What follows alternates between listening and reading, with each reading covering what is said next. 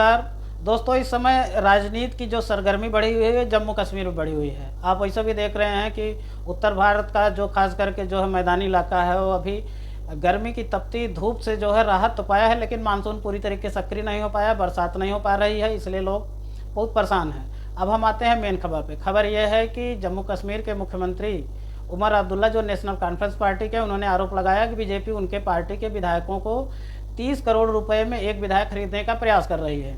इस पे बीजेपी ने पलटवार किया और कहा कि उनका आरोप गलत है, निराधार है, कोई इसमें आधार नहीं है। तो अब हम चर्चा करते हैं आखिर बीजेपी जो है दूसरे पार्टी के विधायकों को क्यों आसानी से तोड़ लेती है।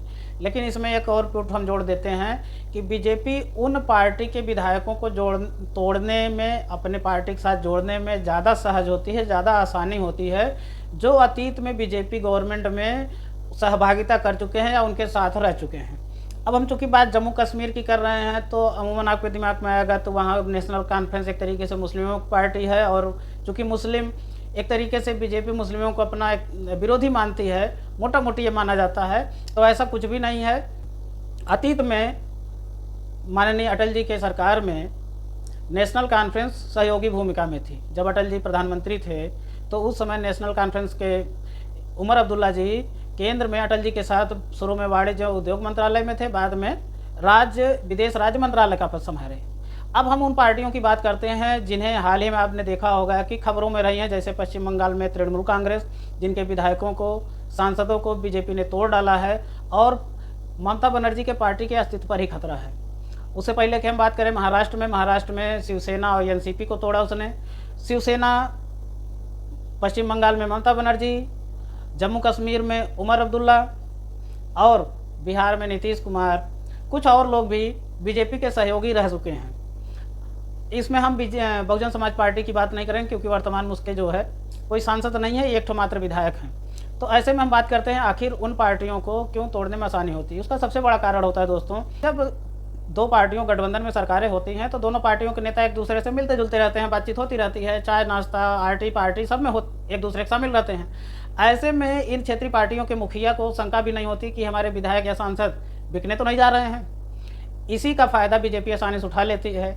और इस पार्टी के कार्यकर्ताओं का भी हम दोष नहीं देंगे, क्योंकि उस पार्टी के कार्यकर्ता भी जानते हैं कि हमारे जब नेता ही मौका परस्त हैं, मौका पड़ने पर बीजेपी के साथ जा सकते हैं, सरकार बना सकते हैं, सरकार चला सकते हैं, तो हमें अवसर मिल रहा था हम भी जो है फ़ायदा उठा लें। इसका खामियाजा तृणमूल कांग्रेस बंगाल में भुगती, शिवसेना महाराष्ट्र में भुगत रही है। नीतीश जी की पार्टी का क्या होगा उसका कुछ नहीं कहा जा सकता, उसका भी अस्तित्व खतरे में ही है। तो ऐसे में उमर अब्दुल्ला जी, आपने जब जो है खुद लाभ लेने के लिए पार्टी से गठबंधन किया था, तो ऐसे में आपका विधायक चला जा रहा है तो क्या फ़र्क पड़ता है, उसके लिए तो वो भी एक मौका है।